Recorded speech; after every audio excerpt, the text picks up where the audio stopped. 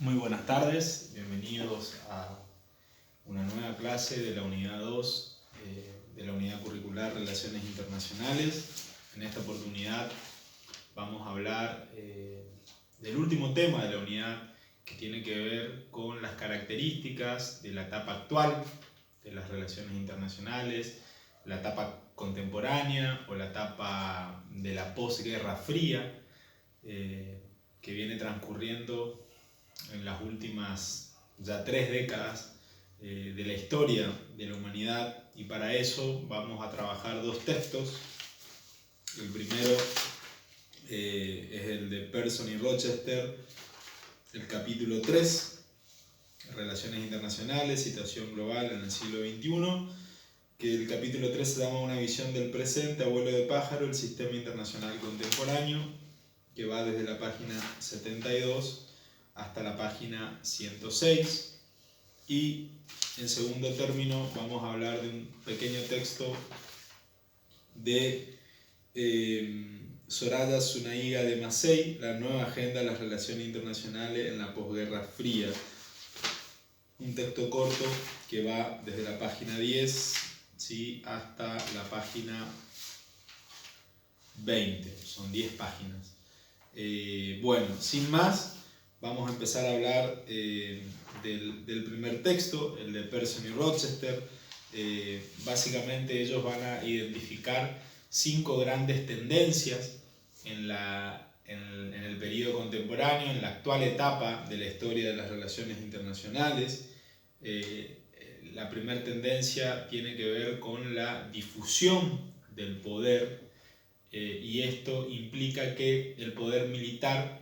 ya no es el medio más efectivo para resolver los conflictos en las relaciones internacionales.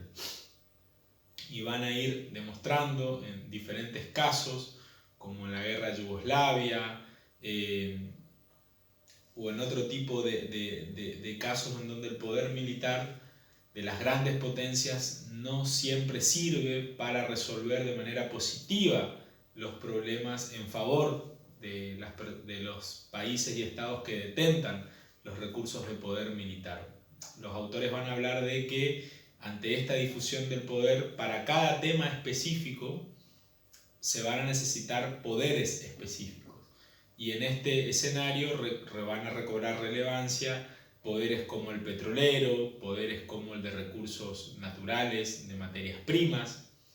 el poder de tener determinado tipo de cereales. Van a hablar también del tecnopoder, es decir, la tecnología y el conocimiento, cómo esta tecnología, este conocimiento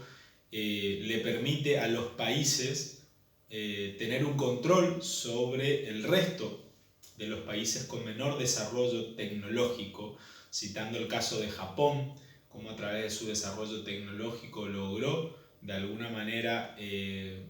controlar o tener influencia en los recursos humanos, naturales y económicos de todos los países del sudeste asiático. Entonces, la difusión de poder como la primera tendencia de los últimos 30 años o de la actual etapa de las relaciones internacionales va a ser marcado y resaltado por estos autores, ¿no? La segunda tendencia tiene que ver con la fluidez de las alianzas entre los países, y esto tiene que ver con la caída del muro de Berlín, y donde ya no hay una división ideológica en el mundo entre dos grandes bloques que hacía que los países de tendencia comunista, socialista, se aliasen con la Unión Soviética, y los países de tendencia capitalista, occidental o liberal se aliasen con los Estados Unidos, ¿no?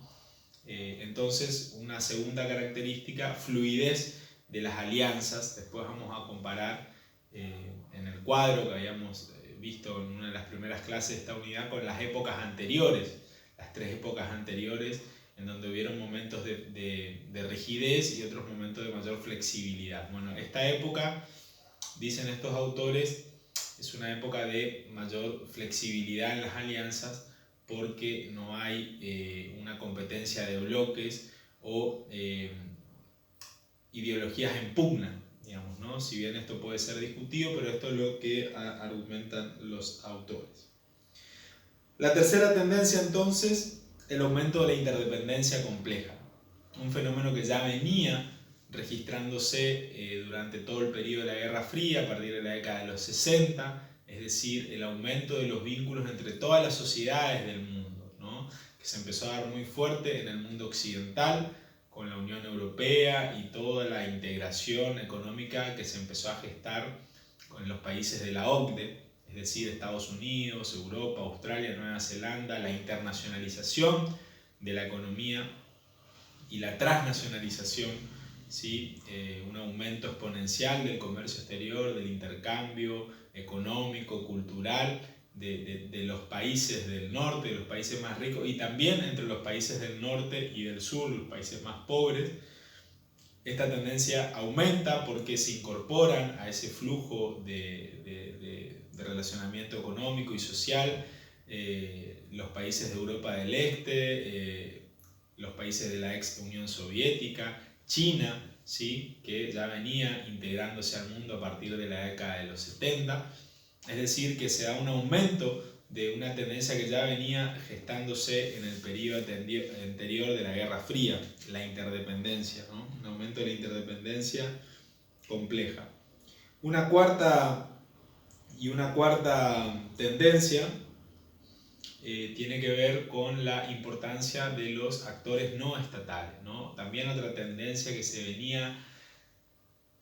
produciéndose y gestándose en la etapa de la Guerra Fría cobra mucha fuerza en la etapa contemporánea, actual, la posguerra fría. En la posguerra fría,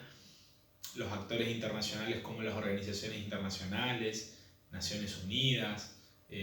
la OEA o otras organizaciones regionales de integración como el Mercosur, ¿no? Van cobrando mayor protagonismo en la agenda de las relaciones internacionales. También organizaciones no gubernamentales como Amnistía Internacional, Greenpeace, la Cruz Roja, Médicos Sin Fronteras, un montón de organizaciones que empiezan a adquirir relevancia y presencia en la agenda de las relaciones internacionales, y obviamente las empresas transnacionales, ¿no? Si hablábamos del aumento de la interdependencia compleja, las empresas transnacionales juegan un papel fundamental. Entonces, difusión del poder, fluidez en las alianzas, aumento de la interdependencia compleja y la importancia de actores no estatales como cuatro grandes tendencias de la nueva etapa, de la actual etapa de las relaciones internacionales, que son de alguna manera destacadas por Pearson y Rochester. Y si tenemos que comparar entonces con las características de los anteriores tres periodos de la historia de las relaciones internacionales, la etapa contemporánea con respecto a la característica 1, es decir, la naturaleza de los actores, a diferencia de la época clásica de transición y de Guerra Fría, donde el actor principal era el Estado. En esta época aumenta la importancia de actores no estatales como empresas transnacionales, organizaciones internacionales y organizaciones no gubernamentales. Con respecto a la distribución de poder, que era la segunda característica que analizaban estos autores para comparar el periodo clásico de transición y Guerra Fría, estos autores van a decir que el mundo es un mundo unipolar en cuanto a lo estratégico militar, con fuerte predominio del poder militar de los Estados Unidos, pero es un mundo cada vez multipolar en cuanto a lo económico, ¿no? Hay muchos bloques y centros de poder económico mundial y no un unilateralismo norteamericano como sí sucede cuando hablamos de poder militar. Con respecto a la distribución de la riqueza, y a diferencia de los tres periodos anteriores, acá se produce un aumento exponencial de la diferencia de riqueza entre los países más ricos desarrollados y los países más pobres. Se aumenta esta tendencia, que también es una consecuencia de la globalización. Con respecto a la característica del grado de polarización, es decir, rigidez o flexibilidad en las alianzas, habíamos dicho que es un periodo en donde existe flexibilidad en las alianzas según los actores. Con respecto a los objetivos de los actores, el progreso económico y las cuestiones económicas en lo cotidiano parecen cobrar mucho más importancia que las cuestiones militares, si bien estas nos dejan de ser importantes, pero hay una lucha económica entre países y entre bloques económicos que parece ser uno de los objetivos más importantes, el poder económico, el desarrollo económico de los países como una cuestión de Estado, ¿no? Como una cuestión de seguridad nacional, el desarrollo económico y el progreso en la economía y el cuidado de los intereses económicos de los estados, ¿no? A diferencia de otras épocas en donde el territorio, los recursos naturales, el prestigio parecían ser los objetivos más importantes, acá el desarrollo económico, el poder económico parece ser lo que prime a la hora de los objetivos que persiguen los estados en las relaciones internacionales. Y con respecto a los medios, las armas, acá se profundiza una tendencia que ya empezaba a gestarse en la época de la Guerra Fría, que era lo que hablábamos, la difusión del poder. Cómo el poder militar no sirve para resolver todos los conflictos de las relaciones internacionales, sino que según el tema se va a necesitar un distinto tipo de recurso, de medio, de poder para poder resolverlo. Y con respecto al grado de interdependencia, bueno, hay un aumento exponencial de la interdependencia. Pasando entonces al otro texto, a la nueva agenda de las relaciones internacionales en la posguerra fría, también va a estar muy vinculado a lo que repasábamos el texto anterior, pero bueno, hace un raconto de temas de la agenda que por ahí no menciona el texto de Persson y Rochester. Es muy importante destacar que este texto, bueno, habla también de que el mundo de la posguerra fría es un mundo unipolar en cuanto a lo militar y multipolar en cuanto a lo económico, es decir, con la presencia de varios centros de poder económico internacional. También va a hablar de que hay un aumento de nuevos actores en las relaciones internacionales, ya no solo el Estado ocupa un rol central, un aumento de la interdependencia, es decir, un aumento del relacionamiento económico, principalmente económico, entre los países, y un crecimiento muy fuerte de China. Y con respecto a las características y a los temas que va a tener la nueva agenda de las relaciones internacionales, uno de los más importantes tiene que ver con la economía y con la globalización económica y el aumento de las transacciones económicas y financieras internacionales como el tema de agenda más importante, donde ya los ministros de economía ocupan el papel más espectacular en las relaciones internacionales y las primeras planas. Ya no son los ministros de defensa o seguridad, sino los ministros de economía lo que ocupan en lo cotidiano las primeras planas de los medios, de los diarios, de la agenda, ¿no? Entonces la globalización económica, comercial y financiera como el tema de la agenda de las relaciones internacionales. En segundo lugar, el crecimiento de nuevas amenazas,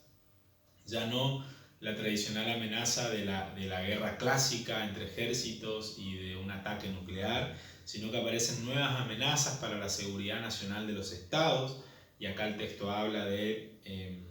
el terrorismo internacional, muy vinculado a los grupos fundamentalistas islámicos, al yihadismo, a una interpretación radical del Islam. Otra nueva amenaza tiene que ver con el crimen organizado transnacional, vinculado al tráfico de droga, al tráfico de armas y de personas, ¿no? Que también provocan serias amenazas a la seguridad y a la estabilidad de los estados. Una tercera amenaza tiene que ver con el auge de los nacionalismos, que provoca crisis internas a los estados y crisis entre estados, ¿no? Tenemos la invasión de Irak a Kuwait, finalizada la Guerra Fría, ¿no? Exaltando el nacionalismo iraquí, que después provoca la reacción de los Estados Unidos y las Naciones Unidas. Tenemos conflicto intraestados y la desintegración con una guerra civil muy fuerte en la ex Yugoslavia a principios de la década del 90, conflictos en el ex territorio soviético entre Rusia y separatismos como en el checheno. Hace poco tuvimos el conflicto que nos llevó a la violencia con el nacionalismo catalán, ¿no? Entonces, el aumento del nacionalismo como una nueva amenaza a la estabilidad de las relaciones internacionales,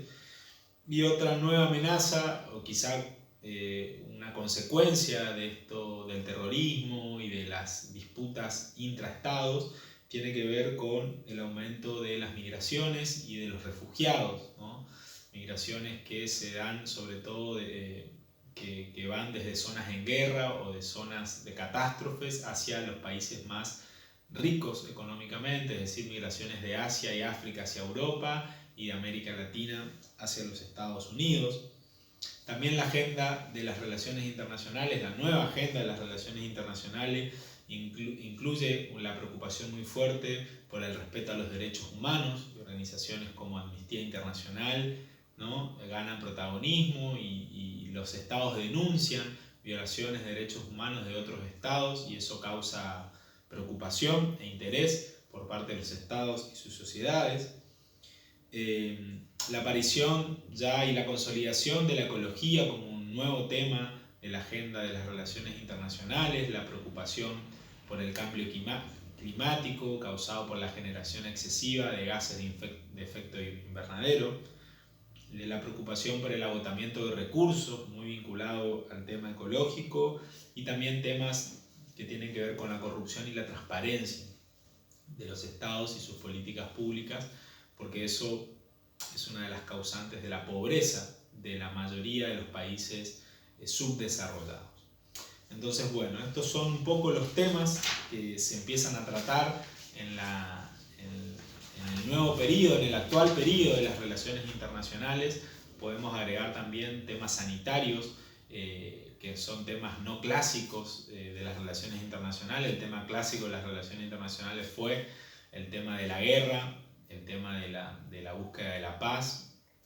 los conflictos armados, militares, y entre los nuevos temas de agenda, además del económico, del ambiental, de los derechos humanos, de las nuevas amenazas no convencionales, no militares, tradicionales, aparece también el tema sanitario y cómo los países deben cooperar para combatir, en este caso, una amenaza común como es